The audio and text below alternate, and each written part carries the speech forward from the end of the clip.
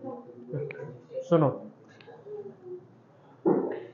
General 2 degree equation की होंगी है, रिपीट करो दोबारा। General 2 degree equation a x square plus 2h(xy) plus by square plus 2g(x) plus 2fy plus c equals to 0। ठीक है, मैं ਤੁਹਾਨੂੰ ਕੀ ਕਿਹਾ ਸੀਗਾ ਕਿ ਇਹੀ ਇਕੁਏਸ਼ਨ ਕੁਝ ਮਰਜ਼ੀ ਬਣਾ ਸਕਦੇ ਹਾਂ। ਇਹਦਾ ਆਪਾਂ ਪੇਅਰ ਆਫ ਲਾਈਨਸ ਵੀ ਬਣਾ ਸਕਦੇ ਹਾਂ। ठीक है, सैकेंड आप ਇਹਦਾ सर्कल भी बना सकते हैं। सर्कल तो बाद ਇਹਦਾ ਆਪਾਂ पैराबोला बना सकते हैं। ठीक है, according to the conditions ellipse बना सकते हैं ਇਹਨੂੰ ਆਪਾਂ ਤੇ ਇਸੇ ਤੋਂ ਹੀ ਕੀ ਨਿਕਲ ਸਕਦਾ ਹਾਈਪਰਬੋਲਾ। ਹੁਣ ਮੰਨ ਲਓ ਕਿ ਇਹ ਆਪਾਂ ਨੂੰ ਨਹੀਂ ਪਤਾ ਕਿ ਇਹਨਾਂ ਦੇ ਵਿੱਚੋਂ ਕੀ ਹੈ। ਹਾਂ, ਪੇਅਰ ਆਫ ਲਾਈਨਸ ਨੂੰ ਛੱਡ ਕੇ ਬਾਕੀ ਕੋਈ ਵੀ ਕਰਵ ਹੈ ਜਿਹੜੀ ਆਪਾਂ ਇੱਥੇ ਲਿਖ ਰੱਖੀ ਹੈ। ਠੀਕ है, मतलब ਇਹ ਕੀ ਹੈ, ਮੰਨ ਲਓ ਇਹ ਕੀ ਹੈ एनी ਕੋਨਿਕ ਸੈਕਸ਼ਨ। ठीक है, एनी ਕੋਨਿਕ ਸੈਕਸ਼ਨ। ਕੋਨਿਕ ਸੈਕਸ਼ਨ ਕੀ ਹੋਊਗਾ, ਕੋਈ ਵੀ ਜਿਓਮੈਟਰੀ ਹੋਊਗੀ ਕਿਸੇ ਵੀ ਕੋਆਰਡੀਨੇਟ ਦੇ ਵਿੱਚ ਕਿਵੇਂ ਦੀ ਵੀ ਕੋਈ ਕਰਵ ਬਣ ਸਕਦੀ ਹੈ। ठीक है, ਮੰਨ ਲਓ ਕਿ ਉਹਦੀ ਇਕੁਏਸ਼ਨ ਕੀ ਹੈ ਇਹ ਵਾਲੀ, ਐਂਡ ਆਪਾਂ ਨੂੰ ਦਿਖ ਕਿਵੇਂ ਦੀ ਰਹੀ ਹੈ ਗ੍ਰਾਫ ਦੇ ਉੱਪਰ ਉਹ। ਮੰਨ ਲਓ ਇਫ ਇਟ ਇਜ਼ ਕੋਨਿਕ C ਤਾਂ ਮੰਨ ਲਓ ਇਹ ਕੀ ਦੀ ਇਕੁਏਸ਼ਨ ਗ੍ਰਾਫਿਕਲੀ ਕਿਹਨੂੰ ਪਲਾਟ ਕੀਤਾ ਆਪਾਂ C। ठीक है, ਨਾਲ ਇਹਦੇ ਇੱਕ ਲਾਈਨ ਹੈ LX plus my plus n equals to 0। एक लाइन आ रही है LX plus my plus n equals to 0 ਜਿਹੜੀ कि गिवन कर्व ਨੂੰ दो पॉइंट्स ਦੇ ਉੱਤੇ ਕੱਟ ਕਰ ਰਹੀ है। ठीक है, LX plus my plus n equals to 0, ਇਹ ਵਾਲੀ ਲਾਈਨ ਹੈ LX plus my plus n equals to 0। ਹੁਣ दो पॉइंट्स हो गए इंटरसेक्शन ਦੇ, point A and point B। Origin तो अगर मैं दो लाइन्स बनावा OB एंड OA, ओरिजिन तो अगर मैं दो लाइन्स बनावा OB and OA, then joint equation of OB and OA can be formed directly with help of homogenization। ठीक है, that can be formed directly with the help of homogenization। homogenization ਹੁੰਦਾ ਕੀ ਹੈ, मैं ਤੁਹਾਨੂੰ दो तरह ਦੀਆਂ equations ਦਸੀਆਂ C, ax square plus 2hxy plus by square, फिर ਆਪਾਂ दसी ax square plus 2hxy by square 2gx 2fy c equals to 0। ਪਹਿਲਾਂ ਵਾਲੀ ਇਕੁਏਸ਼ਨ ਨੂੰ ਆਪਾਂ ਕੀ ਕਿਹਾ ਸੀ, ਹੋਮੋਜੀਨੀਅਸ 2 ਡਿਗਰੀ ਇਕੁਏਸ਼ਨ। ਸੈਕੰਡ ਵਾਲੇ ਨੂੰ ਕੀ ਕਿਹਾ ਆਪਾਂ, general 2 degree equation. Homogeneous 2 degree equation ਦਾ ਕੀ ਮਤਲਬ ਸੀਗਾ ਕਿ ਹਰ ਇੱਕ ਟਰਮ ਦੀ ਡਿਗਰੀ ਕਿੰਨੀ ਸੀ, 2। बट जनरल 2 डिग्री का की सीगा कि उसकी हाईएस्ट पावर 2 सी, ਉਹਦੇ ਵਿੱਚ 1 डिग्री वाली टर्म्स भी ਸੀਗੀਆਂ ਤੇ कांस्टेंट वाली भी।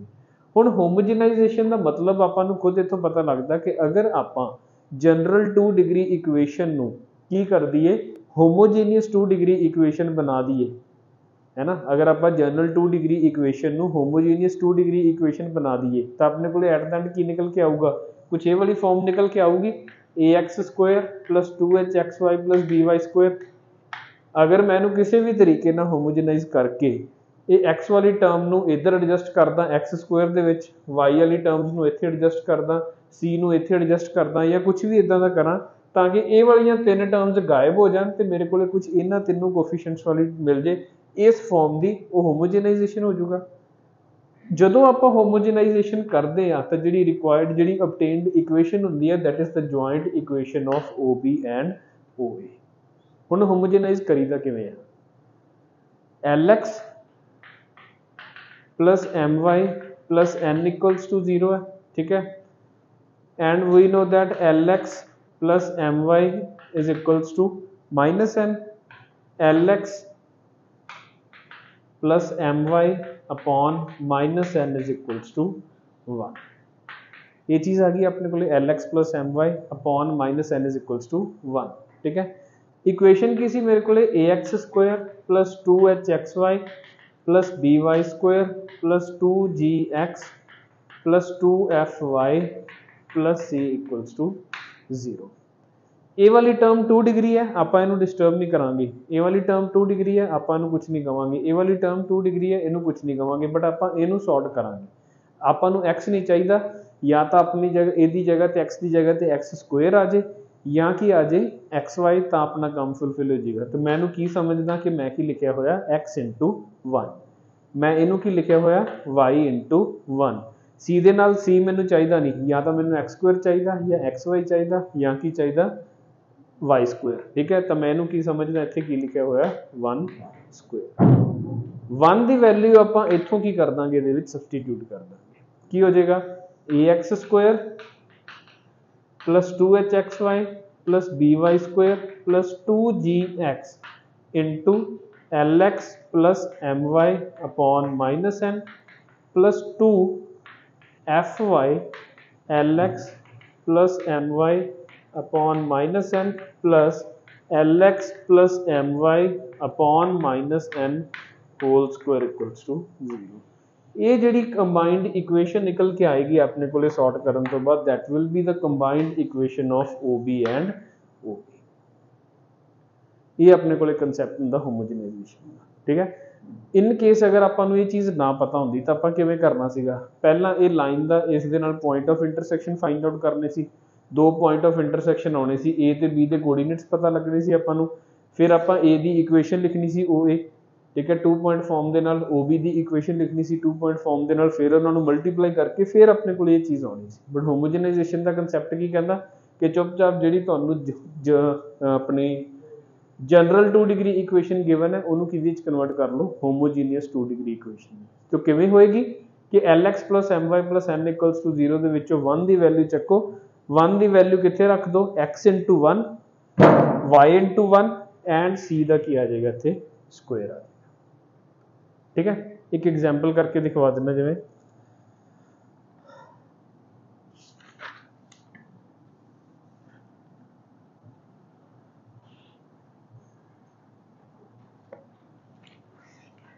ऊपर ये भी जन्माष्टमी तो आया।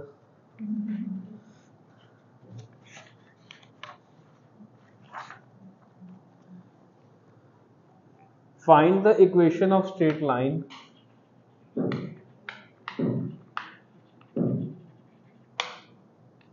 joining the origin to the joining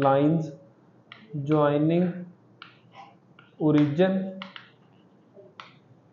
to point of intersection of 3x plus 4y minus 5 equals to 0 and 2x square plus 3y square equals to 5, ठीक है।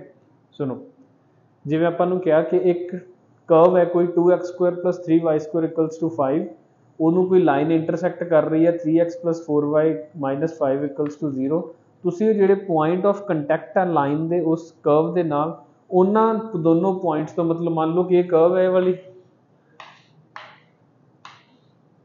ठीक है, इदां लाइन जा रही है, ਤੁਸੀਂ ਇਹਨਾਂ दोनों लाइन्स की इक्वेशन पता करके दिखाओ, ठीक है। तो सिंपली की कंसैप्ट होएगा होमोजेनाइजेशन का। ਹੁਣ ਇਹਦੇ 'ਚ x नहीं हैगा y नहीं हैगा तो ਆਪਾਂ ਨੂੰ ਇਹ ਚੀਜ਼ਾਂ ਦਾ ਕਰਨ ਦੀ ਲੋੜ ਹੀ ਨਹੀਂ, ਸਿੰਪਲ ਆਪਾਂ ਕਿਹਨੂੰ ਐਲੀਮੀਨੇਟ ਕਰਨਾ, ਉੱਥੋਂ 5 ਨੂੰ ਐਲੀਮੀਨੇਟ ਕਰਨਾ। 5 ਨੂੰ ਐਲੀਮੀਨੇਟ ਕਿਵੇਂ ਕਰਾਂਗੇ ਆਪਾਂ, 1 ਦੀ ਜਗ੍ਹਾ 5 इंटू की लिखांगे 1 स्क्वायर, 1 स्क्वायर की वैल्यू आप उत्थे रख देंगे, तो ये आ जाएगा 3x plus 4y is equals to 5, तो 3x plus 4y upon 5 is equals to 1। 2x square plus 3y square minus 5 equals to 0, तो 5 नूं मैं की लिखना 5 इंटू 1 स्क्वायर, तो 2x square plus 3y square minus 5, 3x plus 4y upon 5 and it's whole square equals to 0, ठीक है। तो यदा होल स्क्वायर हो गया,